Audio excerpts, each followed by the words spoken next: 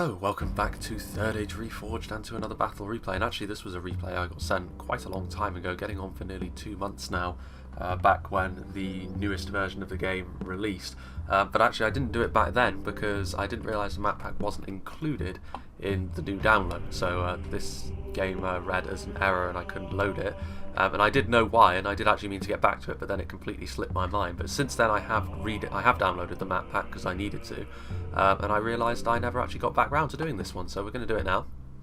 And it is of course on the Witch King's Sanctum, which is a winding stone labyrinth that goes uphill to the final positions here. So yeah, the Witch King's Sanctum. A very good map to be on the defence for, and also generally speaking you're going to see evil be on the defence here, because of course it is an evil styled architecture that's around the place.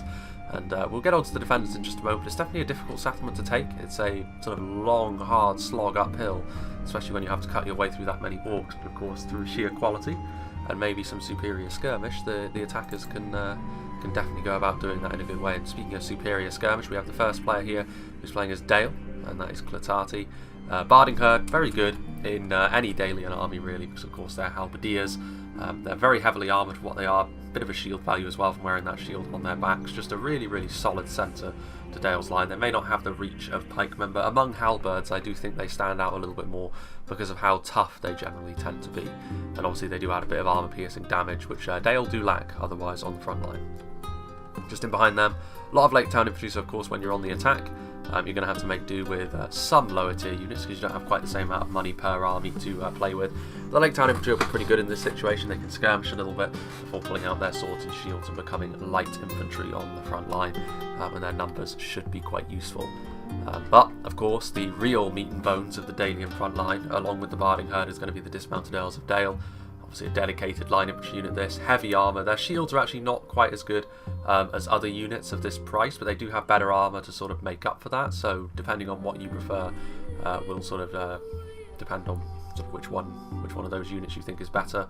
But they are around the same sort of effectiveness as something like the Alcarondas Legion, to be honest with you, maybe a little bit below them, because you can't bring them in as greater numbers, but even so, they're a surprisingly strong unit, to be honest with you, and it does give Dale a really solid look to their front.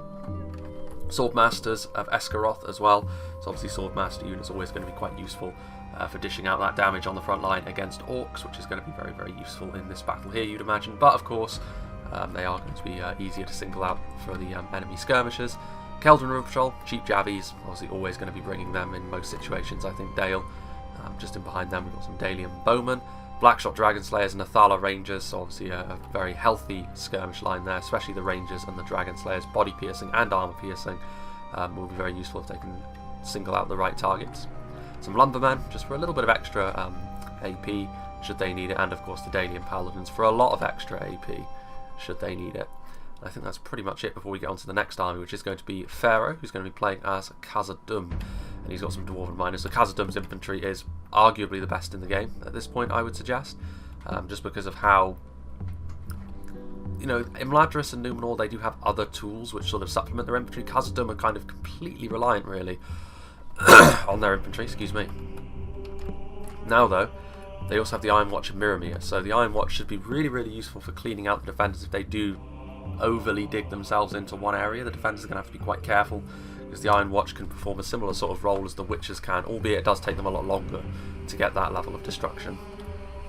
All kinds of Khazad-Dum, always going to need some skirmishers when you're going on the attack in a settlement like this. Got some Khazad-Dum Reclaimers back there, so the Axe Throwers obviously very nice as well. A full lineup of Sentries and Warriors of Khazad-Dum, so the more basic Khazad-Dum units, but they are still of course very strong in comparison to similar units from other factions. Guards of Khazad-Dum are here at the back, and that's just about it. So they're the armour piercing bodyguard unit, whereas the Mithril Guard are now the 3 hit point one. So interestingly enough, on the attack obviously, less money to play with, so only one of the super high tier infantry units. Instead going for a little bit more of a support role maybe with archers, but in particular the Reclaimers and the Iron Watch, in addition to the obviously still strong infantry that they have to play with. Then we have Froggy, who's going to be playing as Dorwinion. Dorwinion tend to do best when they're playing reactively rather than actively, I've found. But they are still going to be very difficult for the defenders to get rid of over a long period of time here. The elves will be what provide the fangs to this army, though. The Morroquendi bows with their poison arrows could be useful, because of course this may be a siege, but it's not a siege with a town centre, so routing the orcs off the field is an option. Helvellyn infantry, obviously the heart of a Dorwinion army, not particularly damaging, but very tough for what they are. And Helvellyn marksmen, pretty much the same sort of thing, obviously very, very good in a skirmish fight, so it's not too surprising to see 3 units of them, because they're going to be able to skirmish with any of the defending archers relatively easily, outside of a few exceptions, which we'll get onto later. Helvellyn Vanguard, so the spear variant, obviously nice for zoning out cavalry perhaps, but also I think shield wall is going to be the most useful thing the Vanguard can bring to the table here. They've gone for both of the high tier units. The Helvellyn Hammer Guard is really brutal, armor piercing and shielded infantry unit for humans, similar to the Helm's Hammers in many ways from Rohan, and the Glade Masters, of course, which are most similar to the Elven King's Palace Guard from Mirkwood. And then up and over here we have 3 more units of Helvellyn infantry. And then the final army, which is on the attack today, we have Cardolan, played by Kartunka the Easterling. He has got some Hearthguard of Amon Sul, Greenway Garrison units, as well as a lot of Minhiriath, so that's not too surprising. Cardolan can definitely pack on the numbers in a situation like this. Cheap pikes as well will be very useful in the late game, should they preserve their lives well enough. Minhiriath spears. The Tharbad Warhammer is obviously a really, really effective unit for cracking through that armour. 2 units of Dunedain captains. We have the Minotaur Roman Gatekeepers and Archers, Minhiriath Sharpshooters and Minhiriath Men-at-Arms. So I think all of the attacking factions, to be honest with you, have got quite a lot in the skirmish, which is definitely an area where they can press a bit of an advantage against the defenders, as we'll learn in just a second. However, I don't know if they've brought enough infantry. Like, I think some of them maybe should have invested a little bit more into their infantry than their skirmish, because they are in danger of not having enough up front to sustain their assaults, but we shall see.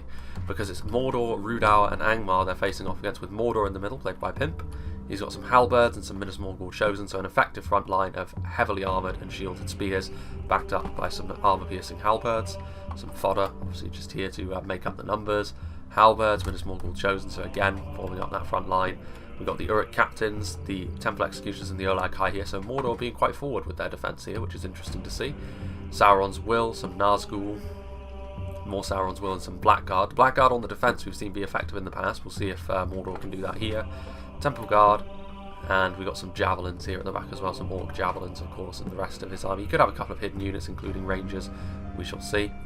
We have the Rhudaur army over here, played by Sumur.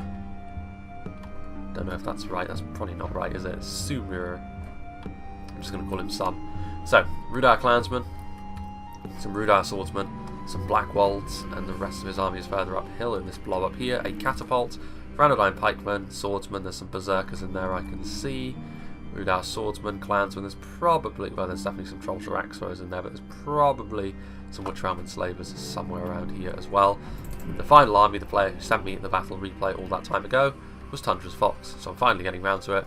Trolls of Angmar, he's got some Snugger Stalkers in there as well, some Angmar Halberdiers, the green tinted Barrow Whites interspersed throughout the army, the Scourge Raiders, the Hammer Guard you can see in there, Gundabad Guard with their dwarven shields and stolen helms, some more halberds in there, some Snargus Stalkers, which from Blackguard are also in there completely unsurprisingly. So both variants of trolls, pretty much what you'd expect from Angmar in this situation. So I'm going to make a little bit of a cut because I don't know how this is going to go right from the start. I can't imagine it'll take too long for the battle to get underway, at least in a skirmish fight. But I'll make a cut here and we'll rejoin when the battle starts. So we begin. And Froggy is going to, of course, be opening up with his Helvellyn marksman here, trying to poke and prod at the Mordor and now Angmar front line, because as you can see, there's been a bit of a dramatic shift from Angmar. They are not going to be solely trying to block Dale's advance on the right-hand side of the map. They're also going to be helping out with Mordor's defence here in the middle, which is all well and good, but I think the primary problem here is going to be the fact that Mordor and Angmar both are not really going to be able to skirmish with Dorwinion. Dorwinion's main strength in their skirmish department is how resilient they are. And unless you use something like the Temple Guard to supplement your skirmish line, which to be honest with you, Mordor doesn't really have a great deal of, you're going to be in a little bit of trouble here, because the Helvellyn marksmen are going to be able to get a lot of free kills here. You can see they've already managed to hit quite a lot of these halberdiers. They'll struggle to do a lot of damage from the front of these Minas Morgul chosen because of their shields and their heavy black armour. But the Moranon halberds will struggle a good deal more. So it is quite an interesting situation this, where the defenders don't really have all that much in the way of basic skirmishes, at least not from what I've seen. So the attackers can definitely afford to take their time with this here, go at them mostly with their archers, soften them up, and then go in and try to overwhelm them. I think could well end up being a pretty good way to play this. Meanwhile, Dale, Clotati's army over here is going to be entirely moving on this side of things. So it's going to be interesting here because Angmar don't have their entire army trying to block Dale, so you'd imagine that over a longer period of time Dale will eventually have some good success over here. But it is going to take them a little while because Dale have gone for a skirmish focus, as they are wont to do. So it's going to be interesting. The Snaga Stalkers are also hidden, so a bit of an ambush potential here. They're very tired, but then the Lake Town are also winded, at least some of them are, from climbing up that big hill. So the potential there for the Snaga Stalkers to pounce on the Lake Town Infantry and catch them off guard, but even then the Lake Town Infantry will of course be able to defeat the Snaga Stalkers because they're not just light archers, they double as light infantry, so they're perfectly capable of looking after themselves against basic units like that. They may take a few losses, but it's nothing too significant, you would imagine. The Dwarfs going down onto the low ground, just sort of biding their time for now, not wanting to go up this really steep incline for the moment. They're going to wait for probably Dorwinion, maybe a bit of Cardolan as well to make some progress. There's a few Cardolan units here on the low ground moving on this side, but the vast majority of the Cardolan army is doing the same as Dale on the other side, and they're going to be taking the cliffside approach from the left. You see over here Rhudaur sending some more forces forward to help shore things up, so Rhudaur swordsmen moving forward with their hexagonal shields. There's also some Rhudaur axemen in the back there as well. Rhudaur is certainly not faction lacking for AP, which you'd imagine should be fairly useful against most of the attackers, to be honest with you. In fact, all of them, yeah. Dale, Khazad-Dum, Dorwinion and Cardolan all have that armour that they like to pack on, in most cases. Dorwinion's elves are a little bit different in that regard. And here he has sharpshooters getting a little bit closer, so Cardolan, perhaps seeing that the Minas Morgul Chosen are blocking most of the basic marksman shots that they're putting in there, they're going to try and get the sharpshooters a little bit closer to the action and maybe go after something a little bit softer, which, you know, I mean, when they're this close, it may coax Mordor into actually going onto the offensive here, which is definitely not what they want, because you can see there the Froggy has already set himself up to pincer Mordor should they come forward. So it's a bit of a conundrum here for Mordor and Angmar, and kind of Rhudaur as well, but Rhudaur aren't really on this front as much as the other two. Conundrum for them to try and work out. Meanwhile, Snaga archers have also revealed themselves, but they're getting immediately skirmished down. The Lumbermen have charged forward. I mean, to be honest, the Lumbermen are not great against the Snaga because they don't have the numbers, and their melee defense, especially, you know, they're fighting uphill, so they're getting tired really easily. They're of course doing a lot of damage to the Snaga, but this is actually a relatively poor matchup for them because they're so bad at keeping themselves alive, the Lumbermen, that the Snaga can actually land hits reliably and get some good kills there. The last thing you want to do as the attackers is to allow Snaga Stalkers to get some good value in melee. Snaga Archers also giving them some support, which is obviously making a big difference as well, because the Lumbermen of course don't really have any sort of armour to speak of. Barrow Wights are still hiding, so all of this is still hiding. So Dale, from their perspective, it would have looked like they had a relatively free shot up here, but in reality of course they didn't, and they're going to have to try and pick their way through some very annoying Snaga, as well as some slightly more worrying Barrow Wights. Meanwhile, Elvalin marksmen still firing away, so the sharpshooters haven't opened up just yet. Be interested to see what the Elvalin marksmen are actually going after here. They're trying to shoot into the side here, maybe of the of this other unit of Moran on halberds. They may score the odd hit here and there, but I mean, fair play to Mordor, considering the approach they've taken, which is to not really engage in a skirmish fight with the enemy, just to try and absorb all this pressure. It's a very brave move, but so far it is actually working reasonably well, because they're taking losses, but they're not really allowing the Elvalin marksmen to get good value here. You can see here once again, taking a lot of hits from the front, but the sturdy Minas Morgul's Chosen definitely proving their worth here today. What's going on over here? Still got these Cardolan units on the low ground here, sort of trying to pick their way through this stone maze. Cardolan going to be heading up here to support the Elvalin infantry from the side. So some Greenway units and some Minhiriath. The Tharbad Warhammers are on the way over as well, which of course will make quick work of the Minas Morgul Chosen, who will already be a bit weary after the arrows they've had to endure. And of course the main body of the Cardolan army is still making its way up this side. Meanwhile, Dale are really the ones that have engaged in melee at this point. The Snaga are retreating. The Snaga Stalkers are finally broken, not after of course breaking that Lumberman unit, so they'll definitely be pleased about that. But now Dale are coming forward in a bigger manner. The Lake Town infantry firing into the Snaga archers there, trying to do a little bit more damage, but here you can see they are now going to reveal the Barrow Wights, which are going to stand in the way of the Dalian army. The Lake Town infantry will really struggle against Barrow Wights. As all the elves, to be honest with you, like the Barrow Wights are just one of those units which is so difficult to force your way through quickly. So I mean, that's the situation that Dale finds themselves in. They're going to have to sort of accept the fact they're going to be on a sort of slower trajectory perhaps than their allies if their allies go all in. Speaking of which, the dwarves are very slowly inching their way towards the enemy. Miners first, just 4 units of miners here, which is a lot. They're cheaper than regular dwarven infantry, but as I've said, I don't really rate the miners all that highly. Having said that, without any skirmishers to really shoot into them, their primary weakness is null and void in this particular battle. Still, yet more arrows thundering into the front of these Minas Morgul Chosen. You can see how over a long period of time they do take damage from these archers, but I mean it's a huge amount of arrows they've managed to absorb so far. Arrows that Dorwinion will not be able to use later on in the battle. Ooh, hello. What was that? Yeah, I thought it did it. Bore the telltale signs of the black streaks of the Temple Guard. So the Temple Guard are starting to fire now, but what are they firing at, I wonder? Morroquendi bows? You know, I mean, the armour piercing doesn't really do all that much for you against the Morroquendi bows, to be honest with you. I mean, they're not the most heavily armoured in the world, but they are forcing another unit of archers back a little bit further. And it does show that they do at least have some skirmish power, and you know the attackers can't afford to just place their units wherever they please and expect them not to get shot. So, more warning shots than anything else, but we shall see. Alvalin Marksman continuing to fire. You can see the Minas Morgul Chosen still standing relatively firm, but you know there's quite a lot of bodies on the ground now. But just a few more volleys, to be honest with you, and they will have absorbed most of what Dorwinion can throw at them from range without committing forward their Morroquendi bows, which of course Mordor have already made it quite clear when they move forward they will be shot by the Temple Guard. Dwarven miners still slowly trundling their way into position, meanwhile over here Angmar and Dale again engaged in an angry staring contest, as most fronts in this battle seem to be at this point in time.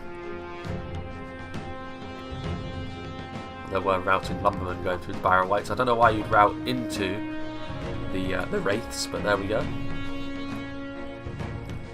And Dale they've got a lot of strength up here, Dale, and I mean the Barrow Wights aren't going to go away. You're going to need to choose some manner in which to deal with them. And as the attackers, you're going to have to accept the fact that some sight lines are going to be pretty grisly for you. And I mean, right away you can see there's goblin trackers up here. Of course, Dale can't see that because they're hidden, but you can see the Witch Realm Scourge Raiders. So you know when you move forward what your fate is going to be. You're going to have those thrown axes going into your backs, doing a lot of high base damage. And then, of course, when they're out, they can also do a decent job of reinforcing the line themselves, the Scourge Raiders. We shall see what becomes of that.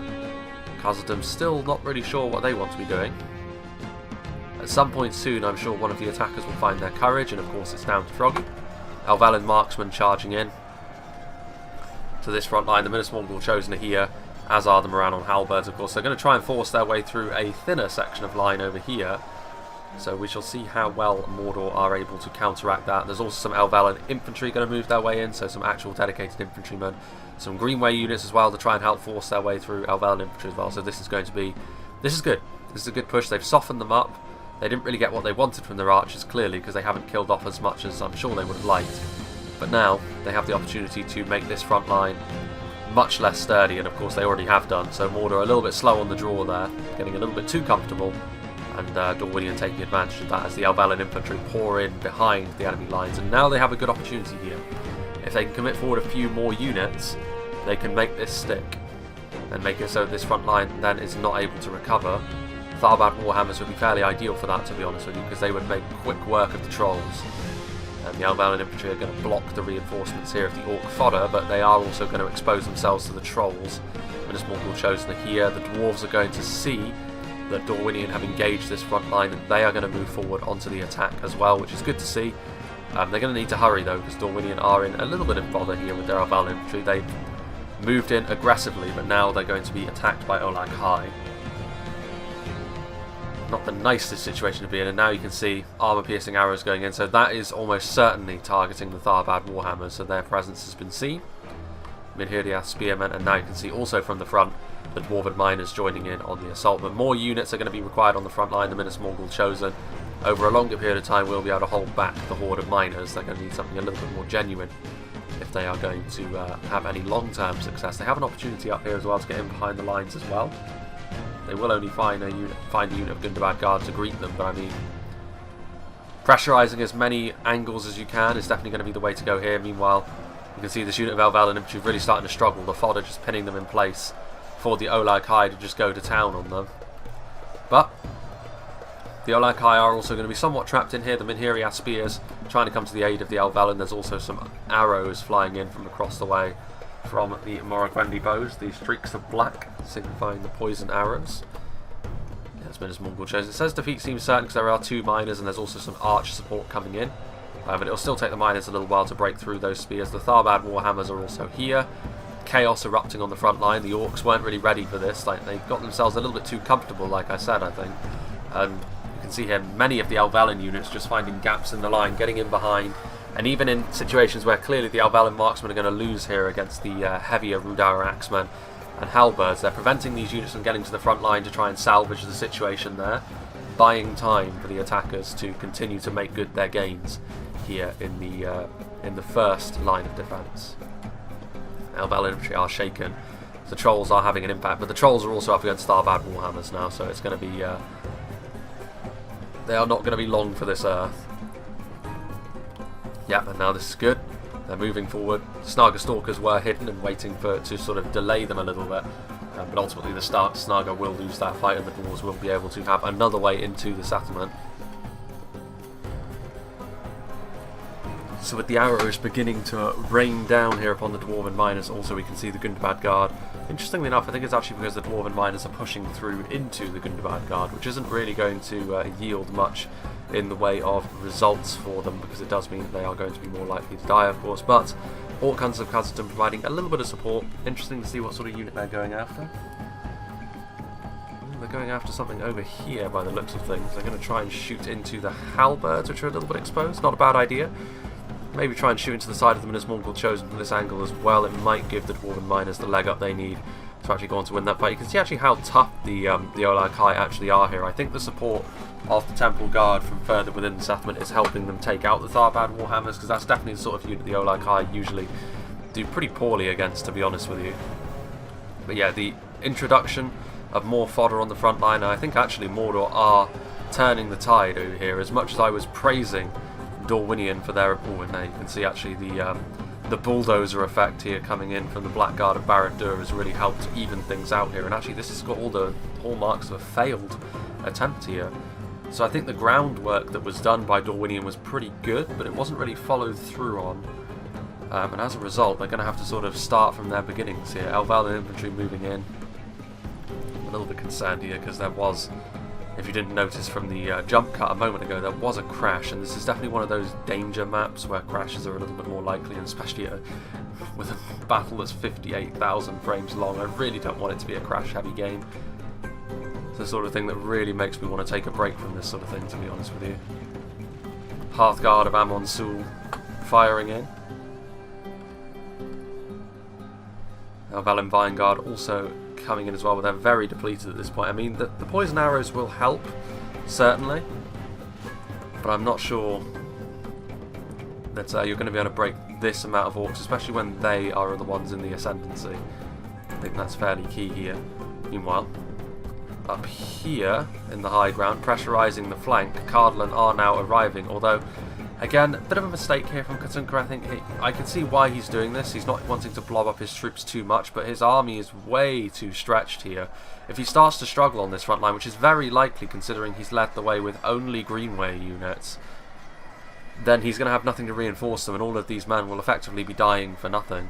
And Rhudaur are going to be very comfortable in holding this line. They have superior spears, both in terms of armour and damage, and their shields.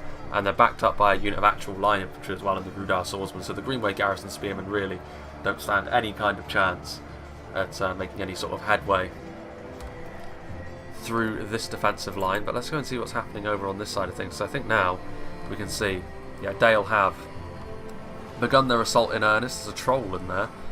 I think that's the only troll left alive, actually. But you can see Dale are actually routing, and a big part of that is going to be because of the damage that was done by the Witch Realm Scourge Raiders, which we already saw, and of course the Goblin Trackers chipping in as well.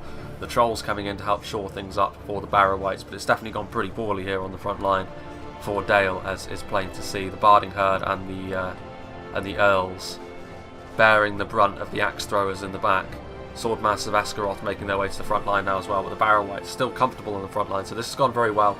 The Tartys' Dalian assault has gone pretty poorly over here for the attackers, and with their assault also failing on the front and Cardolan not committing enough men on the left either, the defenders are probably feeling pretty good about themselves right now. Scourge Raiders over here. Let's go and see what's happening on the Dwarven front, which was where things were maybe looking a little bit up, but again over here the Witch Realm Blackguard have been committed forward, so really front loading here.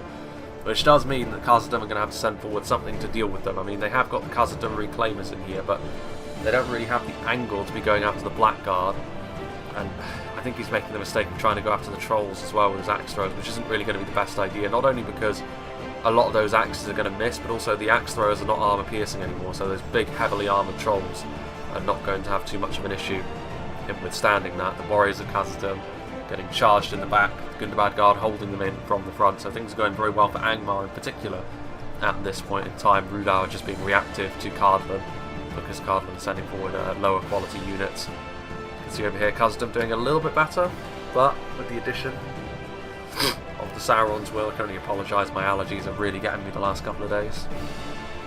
The Sauron's Will moving in with that big AP damage that they're known for. Over here we also have the Orc Javelins firing in. So yeah, what was initially looking like a pretty good situation for the attackers has rather rapidly turned around, and now the defenders are holding on very resolutely.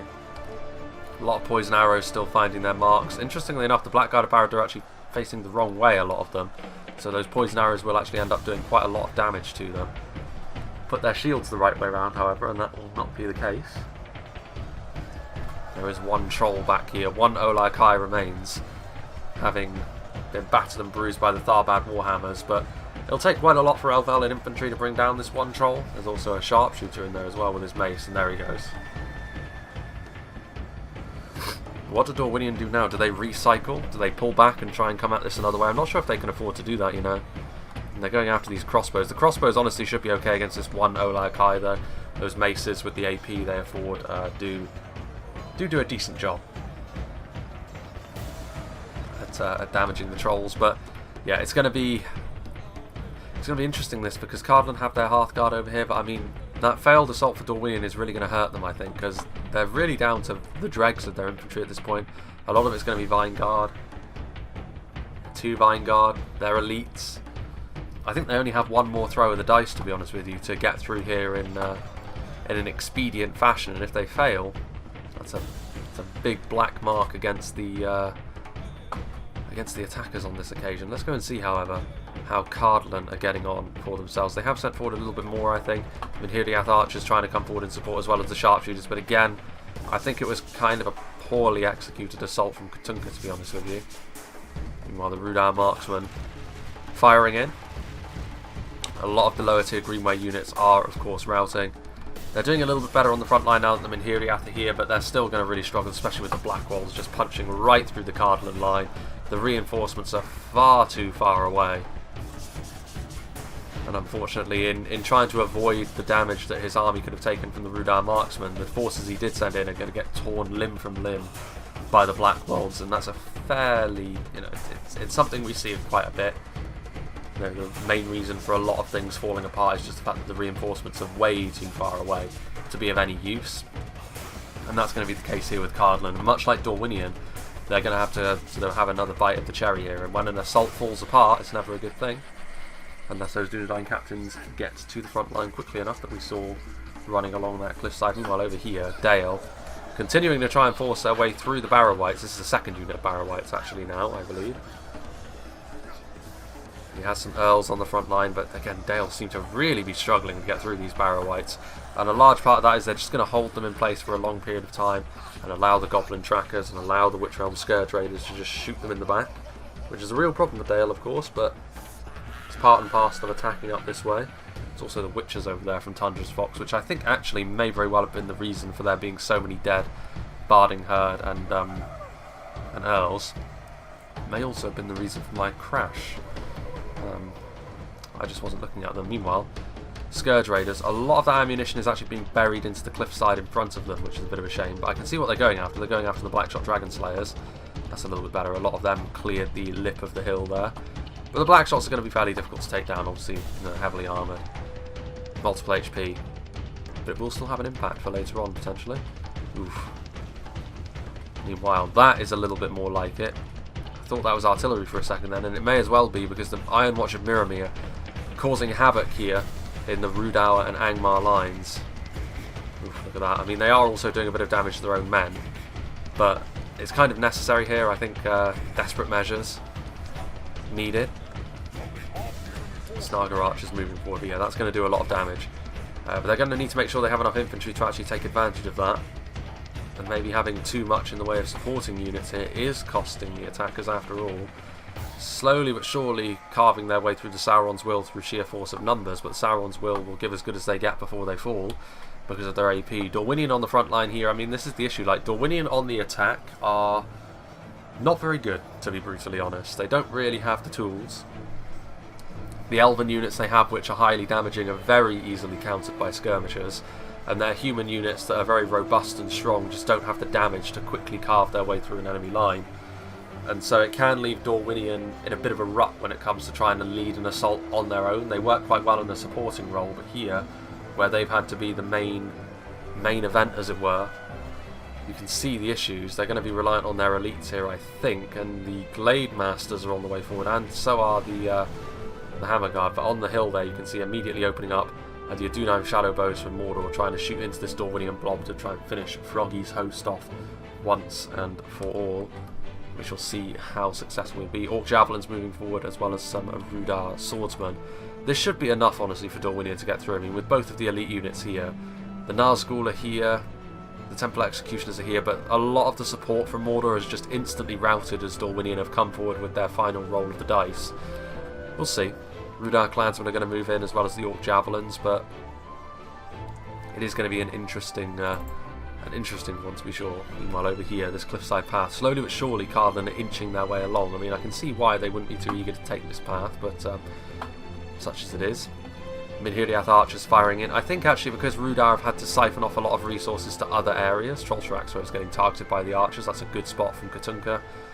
But yeah, I think slowly but surely Cardolan will gain the upper hand over here, but it's more because Rhudaur are just focusing on other parts of the battlefield, more so than Cardolan doing good work. But slowly but surely Cardolan could find themselves on the up over here, but Angmar, meanwhile, have definitely held very firm. I think the Barrow-wights on the front, the halberds over there, the support from their Scourge Raiders, Witchers, and archers of varying types, Snaga and Goblin, have definitely done the business over here. The Barrow-wights with their, well, looks from afar to be almost like a candlestick, but it is a sword. Yeah, Dale are really struggling, actually. Like, they've got pretty much entirely skirmishers left in reserve. The Dalian Paladins are still there, but with the support of those halberds, a very effective front line considering the position here. And Dale may have to content themselves with just occupying Angmar's resources for the time being and hoping that his allies can get in. And that may be the case, because I think the support from the Iron Watch has definitely had an impact. The Witcher Blackguard are getting singled out now by the very dangerous guards of Khazad-Dum, and the rest of the Khazad-Dum infantry as well is forcing their way through.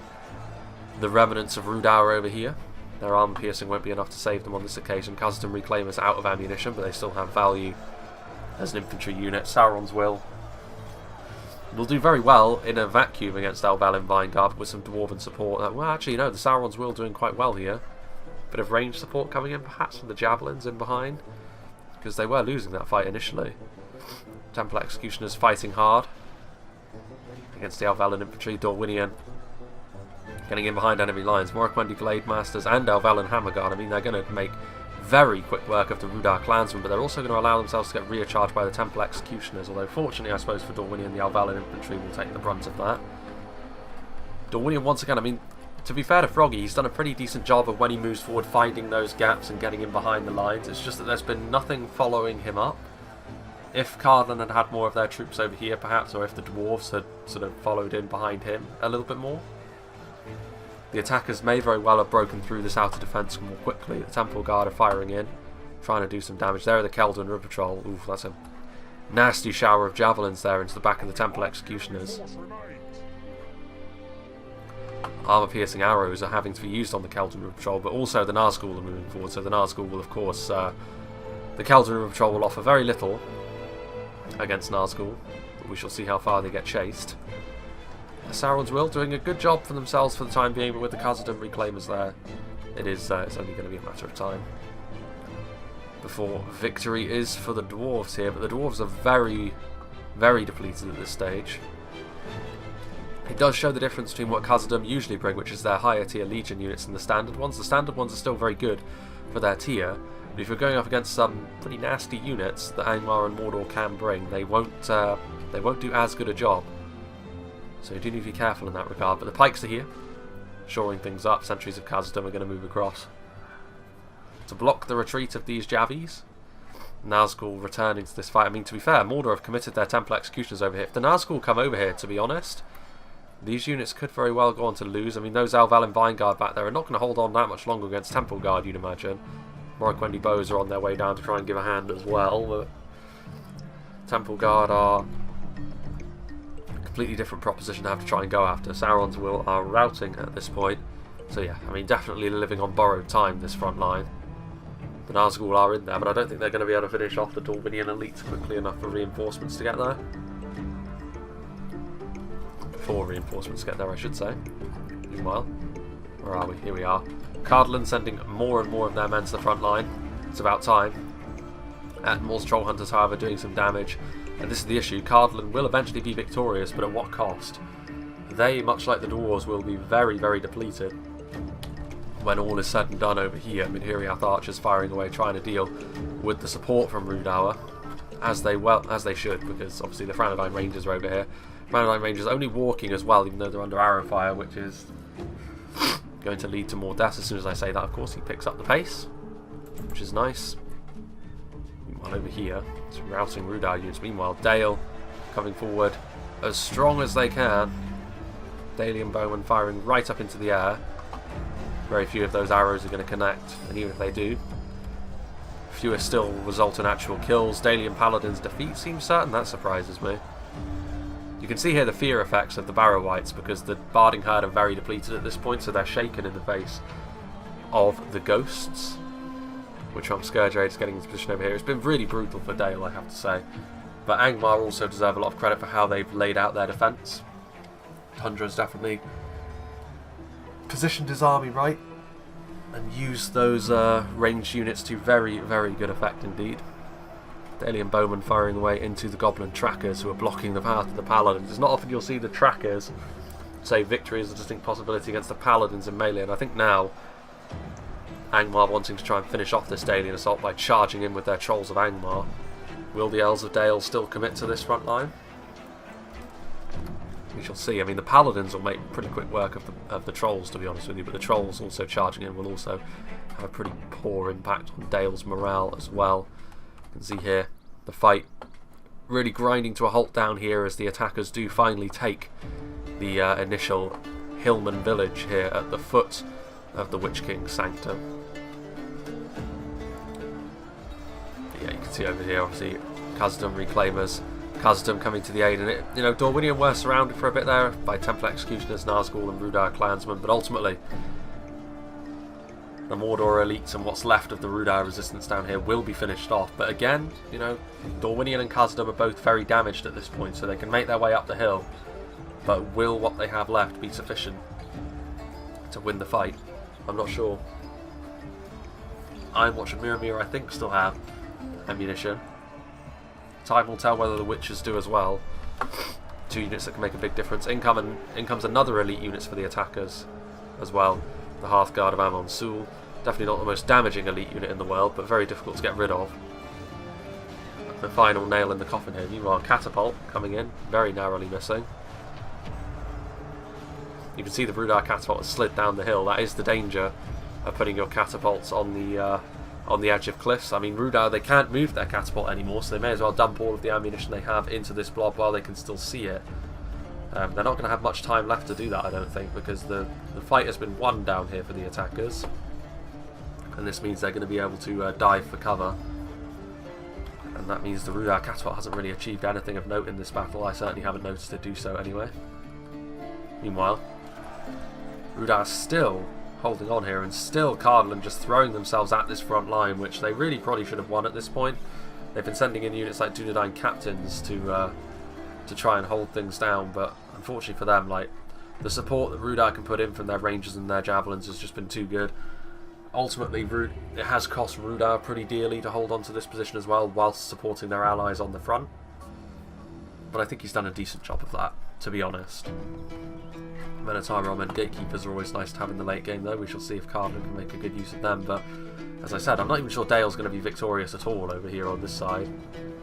They're coming in now, like a relatively large assault at this point. Dalian Paladins being backed up by Earls, the Trolls moving in. Finally, the Barrow-wights looking a little... Ooh. Well, I mean, that is...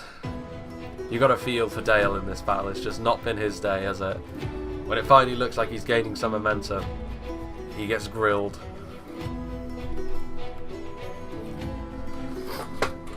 Oof, that was pretty grisly. How do you like your barding? Medium or well done? Let's see.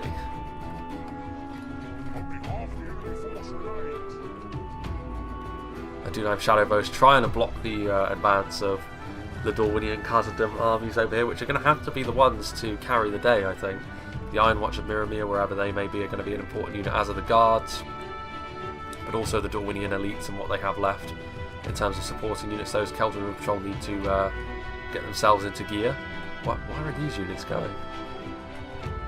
What are they doing? Do they realise where they're going? The summit of the mountain is the other way. Unless they intend to go try and catch them off guard by going all the way around the settlement, even though it's painfully obvious where you're going if you do that. There are the Iron Watch at the very least. In come the Hammer Guard and the Blade Masters fighting side by side as they often do. That may very well have been the Cardolan General. Or the Mordor one, kind of hard to tell, to be honest with you. Another good hit though from the Rhudaur Catapult, which has actually... It might have actually transitioned back into being active again, because it slid all the way down the hill onto solid ground again. I think the crew would need to follow it though, which is the problem when they're getting shot by arrows. So maybe not. Keldon Patrol have sort of weaseled their way down here. Athala Rangers and Blackshot Dragon Slayers doing a lot of damage, to be fair to them. But that Witcher volley was really brutal. Even in spite of that though, Dale's still looking like they're going to be victorious. I think the Hammer Guard here on the front line, the Witcher Hammer Guard, are going to get targeted by the Blackshot Dragon Slayers. So Dale, in spite of having a rotten old time of it in this battle, is still alive and kicking, and still contributing to his team. Will that all be for naught in the end though? We shall see. Well, just in time to see the end of this fight. The final Shadowbow, who is going to flee. The player has admitted defeat, and I think that may very well be Mordor. He very much front-loaded his defence there, which time will tell whether that was the right idea. They definitely caused a lot of damage to Khazad-Dum and to Dale, and he did so without a huge amount of regular skirmishes as well. So we shall see how effective that's going to be. Dunedain captains finally getting in behind the lines, finally doing the business against the Admiral's Troll Hunters. They have a unit of pikes over here at Rhudaur, but finally Cardolan is going to be able to crack this nut, link up with what's over here, with what's left of Dorwinion and Khazad-Dum, and start trudging their way up the hill to try and finally seize momentum in this fight for the attackers. Let's see here. Lake Town Infantry are routing, which is not too surprising considering they're up against some Hammer Guard and of course the Barrow-wights, who, even though they're very depleted, will still have that fear-causing effect. There's Rhudaur with what's left of their army. They've actually left a good amount in reserve, to be honest with you. Some Axemen, the Berserkers, the Enslavers, so a good force here from Rhudaur that they can utilise in comparison to Angmar, certainly, who have definitely poured more into their defence. Let's not forget Mordor are completely gone at this point, so it's going to be up to the Witch King and his favourite vassal to defend their home on their own, with Sauron's little supporting army already gone. Interesting little counter-attack this. It could be, not sure whether I'd advise this, trying to charge downhill into the Dragon Slayers and the Athala Rangers. Dalian Paladin's still somewhat alive, but the Earls are routing. They might come back with 34 of them remaining. We shall just have to wait and see. Slowly trudging their way up the hill here. the dwarves. Those Iron Watch could still be super useful, because I think the Witches have already had 2 full volleys, which means they're going to have really just the dregs of their ammunition left, whereas the Iron Watch, I've only seen them sort of unload once. So we shall see if they still have what it takes. Which one? Scourge Raiders just sort of here, waiting, chanting amongst the bodies of friend and foe. They look thrilled. Black Shots are just sort of waiting. Looks like we've got a bit of a lull in proceedings here, as the Dwarves and Dorwinion and Cardolan actually move up to support Dale with what they have left.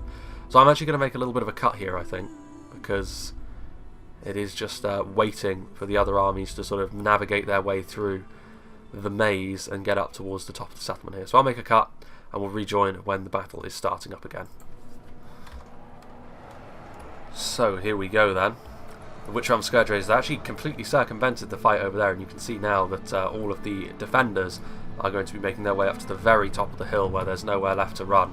And you can see the Scourge Raiders blocking the attempts to get in the way of any resources they still have left. They really want to try and get as many of these Scourge Raiders out there as they can, because they're pretty decent in melee. And they could well be the difference between victory and defeat here, but the Keldon River Patrol are going to use a few javelins on them. This very battered unit of Scourge Raiders is going to be used as the rear guard, of course. There's only 10 Glaive Masters left, to be honest with you. But their presence on the front line will, of course, be enough to get rid of these Scourge Raiders in double quick time. These Goblin Trackers need to run, because they've still got their bows out, which indicates they still have some ammo, which could be absolutely key as we move into the final phases of this fight. The Thala Rangers, looks like they just ran out of ammunition, actually pulling out their blades, which would be a real shame. But the Thala Rangers also one of the main causes of Dale finally actually gaining a bit of a foothold in the fight against Angmar, so that may not be all that bad, to be honest with you. But yeah, here you can see the final stand. There's no way up from this side, so in theory, if you wanted to, you could retreat all the way back over to here, and this would be the very final area that you could hold on to. A little bit of a hill to funnel into this one choke point over here, but there's not really a great deal of point in doing that, because I think the better choke, to be honest with you, is the one over here, which I've shown this map only the once before, and this was where the battle ended last time as well. Albeit last time there was a little bit more emphasis placed onto the final stand, I think. This time the defenders front-loaded a little bit more, and so as a result the armies are already a little bit weaker as we head in to this final stage. Although I think actually I won't make a cut here, I'll just go into ×6 speed as we wait for all the attackers to get into position. It's obviously quite a long process of them getting into place as they shuffle their army around. Keldon River Patrol moving forward. They're probably going to do some light skirmishing, although they're already wavering, so they need to be a little bit careful. Yeah, and obviously the danger of being here is, because you're so close to the red line, any units that rout are not going to come back, doesn't matter how healthy they are. Although healthy units are very few and far between at this stage in the battle. It's going to be interesting though, like Rhudaur have managed to preserve their elite units very, very nicely. The Hammer Guard are still here, albeit they're a little bit damaged. But yeah, I think it's going to mainly come down to Rhudaur, obviously, with Angmar playing a little bit more of a supporting role, because Angmar had to pour more of their effort into holding earlier on in the fight, whereas Rhudaur clearly have conserved their resources a little bit more. And they did very well at that, I think, with Cardolan. You might can see here, this is obviously not great for the defenders. The Scourge Raiders are chanting as they take a ton of damage here from the Orc Hunters. They're going after the Hammer Guard as well. You'd be lucky to kill off many Hammer Guard with basic arrows like that. I mean, the Orc Hunters are better than your average run-of-the-mill archer, but not by that much. And the Hammer Guard are heavily armoured, multiple HP. Unshielded, so eventually you may very well have some good fortune there. Both sides at the moment still just dancing around one another. I can definitely see why the attackers want to try and skirmish. Ooh, hello. Well. We can finally get back to our regular scheduled programming here as the Keldon River Patrol try and shoot their javelins in, but they immediately get showered with arrows from the Goblin Trackers. The Elvelyn Vanguard immediately breaking in the face of a quick surge forward from the Gundabad Guard and the Witch Realm Scourge Raiders. And that's stolen Dwarven gear serving the Gundabad Guard well. And the Orc Hunters of Khazad-Dum as well. Like, this is surprising to me, because they've sent forward, they haven't got any of their sort of supporting units close by, so I'm a little bit surprised actually that Froggy and Pharaoh committed to that, because they're immediately going to pay the price here, and now any ammunition these Orc Hunters may have had left is not going to come into play later on in the fight as Angmar quickly and decisively deal with this unit of Dwarven archers. Which is going to be a real shame for Khazad-Dum moving into the latter stages of this battle. Let's see further back down the hill. Still the Dalian Paladins left lines. There's still some really good quality units, albeit for the attackers. Pretty much all of them are noticeably wounded at this point. I think the guards of Khazad-Dum are the ones in the best condition. And it's our Roman Gatekeepers as well, but they're not a multiple HP linebacker style of a unit. Well, what's left of those Orc Hunters quickly being charged down and carved into just that little bit more by the Scourge Raiders. Very nice all-purpose unit in this situation, really. As long as you can get them to avoid it. And again, I'm really surprised that Pharaoh's committing to this fight here. Like, with only 10 Khazad-Dum Reclaimers, which as part of a unified assault, they could make a pretty big difference with their armor-piercing damage.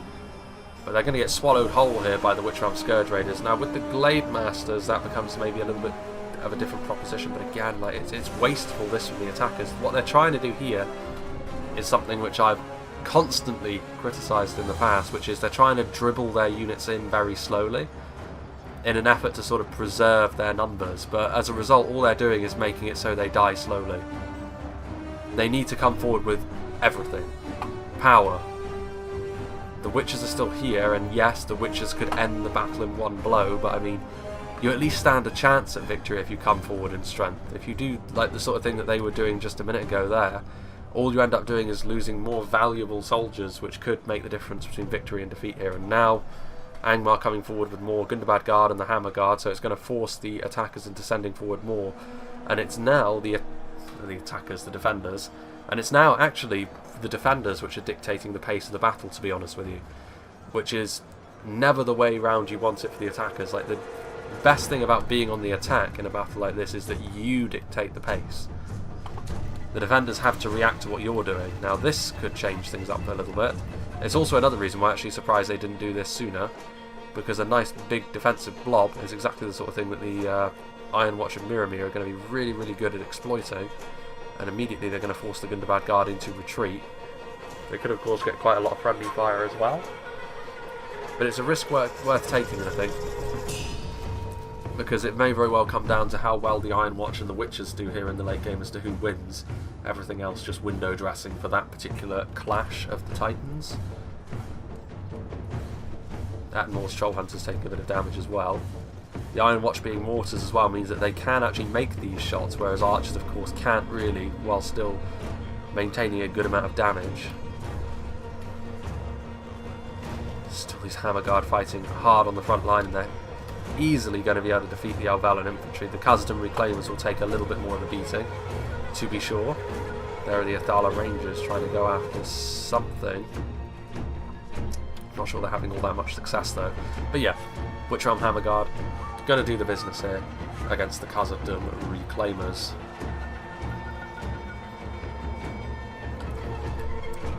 Orc Hunters of Khazad-Dum trying to get into position so that they too can shoot. So yeah, it's really just a game of cat and mouse here between the Iron Watch and the Witchers, because now neither side can really commit to any major engagements now that both sides know the score. And eventually, of course, something has to give. And I think with the Hammer Guard on the front line here, I actually do think the defenders have laid things out quite nicely, because it means in order to actually get through the Hammer Guard, they need to commit forward something pretty robust. But if they do that, the Witchers are going to roll forwards. They may only have like one volley left in them, and to be honest with you, I would maybe try and use that sooner rather than later, because it's clear that the Iron Watch want to hit them. One of their models does fall there. Rhudaur Axeman getting ready to move in and support the Witchram Hammer Guard in their fight, which they will need. I mean, they're doing a really good job here alongside the Gundabad Guard at this point, and they're very densely packed, which means if the Iron Watch try to shoot into them, they'll definitely hit their own man, which at this point they can't really afford. Meanwhile, they're the Goblin Trackers firing into the Orc Hunters and the Athala Rangers with low quality arrows, but that won't matter. They're still going to do well enough to be worthwhile.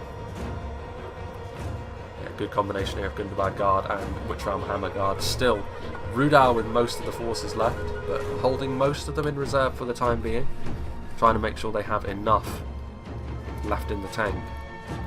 and more Stroll Hunters as well, to be honest with you, and also those Rhudaur Berserkers at the back means they too have got a stake in the skirmish game here late on. Blackshot Dragon Slayers are another example of that. The Iron Watch of Miromir, obviously not the only big tool that the attackers have in their locker. In come the Rhudaur Axemen. Are they going to commit, or are they going to lose their bottle in the face of those javelins from the River Patrol just in behind?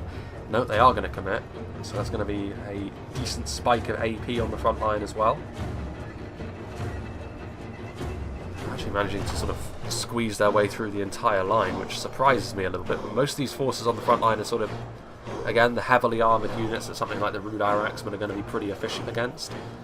And slowly but surely, the attackers, I think they are running out of manpower here. That could wind up being their ultimate downfall.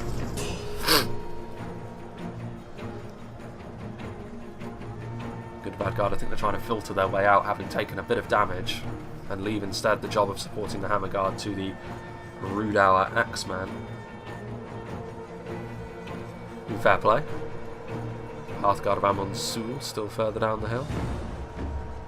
Very tough unit as well. There are the Angmar Troll Hunters moving forward. I mean, a good couple of volleys of javelin fire in here would definitely change the complexion of this fight. And that's exactly what they intend to do, I think. Not sure what they're going to go after. Maybe they will go after the Iron Watch. Yeah, they are. So a few of those Iron Watch will fall. They're tough cookies, though, the Iron Watch of Miromir, so you're going to have a few of those volleys. I mean, it will at the very least force them to retreat, which will, of course, leave this attacking front line without much in the way of support. But at this point, the Hammer Guard are pretty low. You can see how, you know, the lower survivability of the Rhudaur Axemen means they do die very quickly. They will do a decent amount of damage here on the front line, especially with the support of those javelins, but they will die off pretty quick as well. But you'll never really get a better opportunity to use the Axemen than now, so why not commit them?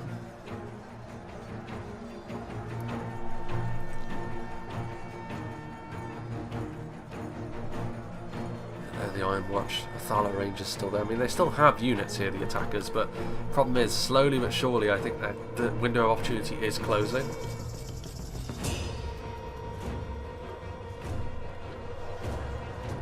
And I think, you know, boldness is what it's called for now.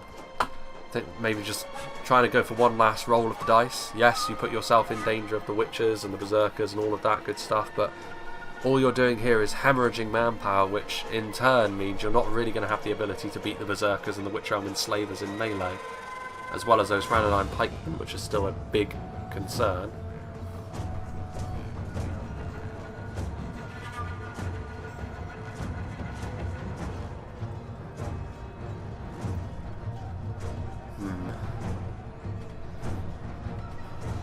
Well, I mean, it is definitely on the attackers to try and change something here. The Hammer Guard are on the front line, but I mean, Dorwinion's units were so depleted by the time they got up here, it was always going to take something a little bit extra. And I think now maybe the attackers are starting to realise that.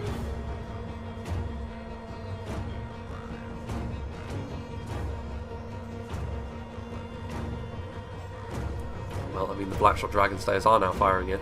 Going after the Witches as well, so the Witches have revealed themselves. The defenders may be playing their hand a little bit here, but the Blackshot Dragon Slayers seeing them, and the Gundabad Guard are going to try and get in the way of these arrows. They're going to succeed, but there's only 2 Witches left.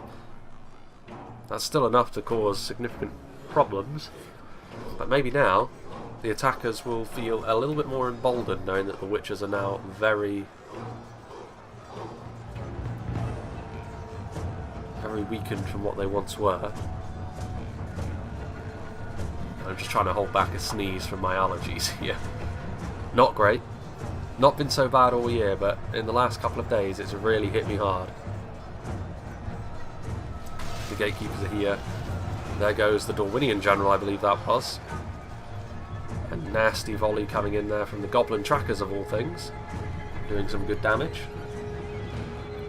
It's at this point that the battle has really settled into a rhythm. It's been a very dynamic battle up until this point, with fights happening on multiple fronts, but it has turned into just this one choke, and whoever wins this wins the whole thing, as we enter the, what's close to anyway, the final 10k frames. These Hammer Guard must have really racked up an impressive kill count for themselves. They've been fighting on this front line for a while at this point, but they are now being overwhelmed. Now that the Minotaur and Gatekeepers are on the front line with their armor piercing, I think that is going to be that for them, but definitely proving themselves to be one of those really dangerous units on the front. In comes the guards of Khazad-Dum. They, even without their shields supporting them, there's not really going to have to... Ooh. Oh, that's not good. They were blobbed up so tight that just one Witcher shot was able to kill all of them.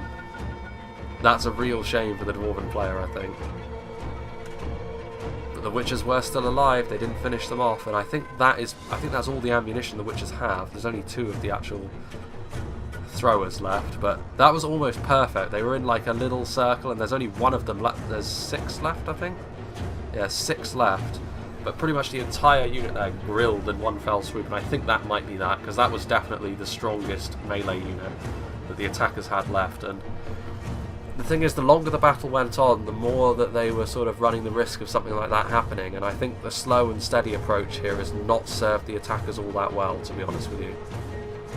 And I think it has ended up being what I feared, where they've left themselves nowhere to go, because they now have an inferior army that they're going to have to file into this position. The Witchers, finally, the ones that can actually fire, are now all dead, but not before one last spit in the eye, bisecting the Blackshot Dragon Slayers there. So yeah, I mean, at this point, it really has to be an all or nothing push, I think, from the attackers.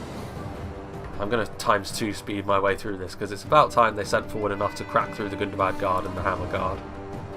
Hearthguard of Amon Sul are in there. Ettenmoor's Troll Hunters getting ready to fire away. And at that they will succeed. Dragon Slayers in the background as well. The Iron Watch and Mirror pushing their way forward. So now they're going to move forward, but they don't have enough left in the tank, as I said, to beat the Witcher-Armored Slavers and the Khazad-Dum Berserkers in melee. Let alone with all the support they're going to get from the Troll Hunters. They've got Swordsmen and Pikes as well, so it's all going to be over for them. Still those Goblin Trackers, so Angmar, that's the last thing Angmar really have at their disposal here. Do the Iron Watch still have ammunition, I wonder? There goes the Angmar General. Angmar, though, really proving to be a devastating force there. So are Rhudaur going to move forward? I would if I were Rhudaur. I'd just swamp forward and finish them, because at this point it's overwhelming, the advantage you have. Rhudaur Swordsman charging in come the Ettenmoor's Troll Hunters with the Pikemen backing them up as well. So the Rhudaur Swordsman catching the Khazad-Dum Patrol, a unit which they're going to be comfortably able to defeat really in melee. The support of the Blackshot Dragon Slayers isn't going to really make too much of a difference. The Hearthguard, of course, do impact this fight a lot, because they will be very easily able to defeat the Swordsmen on their own. With all the support that Rhudaur have, it's going to be too much for them. The Blackshot Dragon Slayers, as strong as they may be, they've also been using their ammunition throughout the fight, so they're not going to have the ammunition to carve through all of the Rhudaur army. And even if that weren't the case, the Khazad-Dum Berserkers can always just counter-skirmish. Witcher-Armored Slavers coming in here, going to help the Khazad-Dum Pikemen deal with the solid Iron Watch of Mirror. What have we got here? Victory seems certain for the Khazad-Dum Patrol. A lot of that must be down to the Hearthguard of Amon Sul, but you can see here a little bit surprised. The Goblin Trackers, like, obviously Tundra wants to live to see the end of this battle, so he's going to keep his Goblin Trackers out of harm's way for now. And instead he's going to allow the Khazad-Dum Berserkers to move in with their thrown axes, do a little bit of damage, and then of course add to the overwhelming force that Rhudaur are going to have on this front line. It is still a close battle though, to be fair, because I mean the Blackshot Dragon Slayers are going to be able to do more damage at range, and when they close in melee, like, a lot of the basic Rhudaur units will fall before their swords. But it is ultimately too much of an uphill task at this point for the attackers. Little things added up throughout the entire fight, and that is ultimately what is going to be making the difference here. Khazad-Dum Berserkers firing into the side, kind of, after Hearthguard. I think they'd be more useful in melee at this point, to be honest with you, just to try and wipe away what remains of the Cardolan wing of this, can't really call it an army anymore. Ooh, there go the Black Shots firing into the Berserkers, but it means they're not firing into the front line, and that means the Enslavers are going to be able to do their thing against the Iron Watch. You can see here the Rhudaur Swordsmen continuing to push in against the River Patrol of Dorwinion. So Froggy's still in this battle. albeit only with a unit of river patrol, so not for that much longer. Goblin trackers, are they going to move in? They might. They're shaken. They are the only Angmar forces left, but they're fighting for their very home here, so they should be feeling pretty confident considering the situation, but they are goblins after all. Well, there go the Manatar Roman gatekeepers, breaking in the face of the mighty charge from the goblin trackers. Khazad-Dum River Patrol breaking in the face of the push from the Rhudaur swordsmen. Hearthguard takes a lot to break them with their morale buffing capabilities, but now the swordsmen are going to be able to swamp forwards and engage the dragon slayers in melee. Why is this fight going to take this long? I wonder. Let's go to times 2 speed anyway. No need to prolong the defender's agony here. Are the dragon slayers going to be able to put up that much resistance? That surprises me. Well, there goes the final forces of Cardolan, Hearthguard of Amonsul.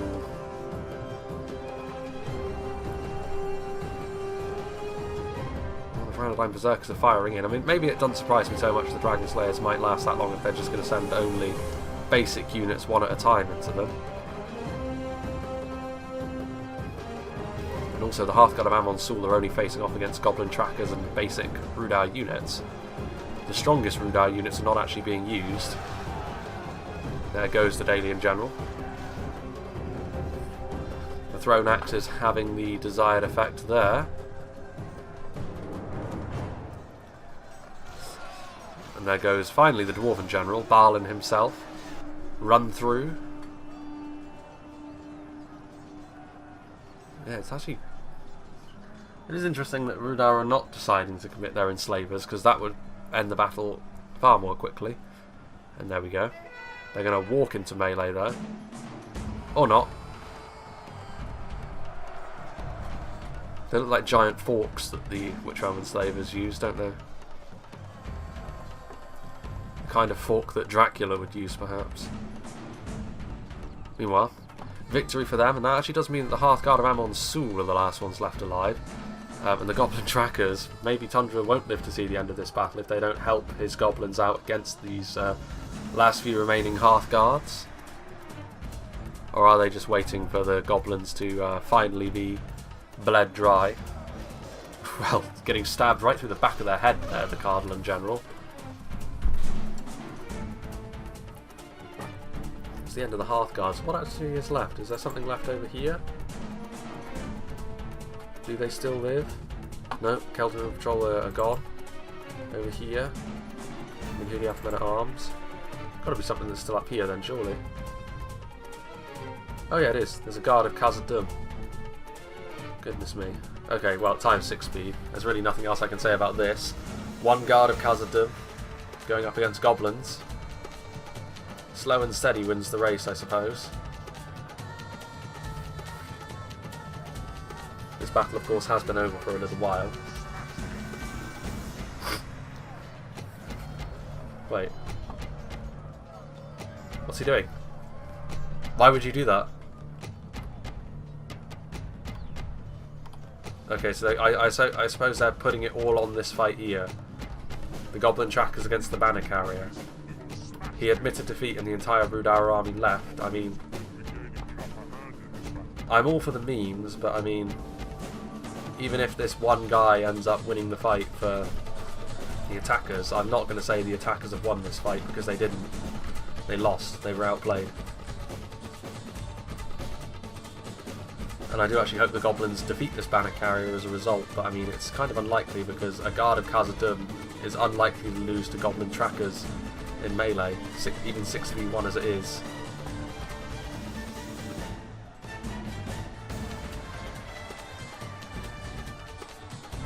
I suppose at least people can complain that the blue team won if that happens, but to be brutally honest, the blue team deserved to win here. Oh, they won. Well, that's... I think justice is done there. I mean, I suppose you can technically say that this is one of the closest battles ever that I've ever done, because there's only 6 goblins left at the end, but I mean, that wasn't really the case because Rhudaur had a whole detachment of their army still remaining. I mean, it was still not a huge amount, to be fair. It was only 2 elite units and then 1 battered unit of swords, but still, it was a wider margin of victory than that. Still, goblins proving themselves to be the ones that managed to get the defenders over the line there. But yes, the Witch Realm manages to defend the Witch King's sanctum. Interesting way to approach this as well. Not a lot of counter skirmishing going on from the defenders here. Instead, they played fully into their numbers and their ability to try and absorb casualties, and that kind of worked, to be honest with you. I think the approach that Mordor took early on, it almost backfired with Froggy pushing in through the gaps. So there wasn't really anything following up to really take good advantage of that. But the attackers did do their best.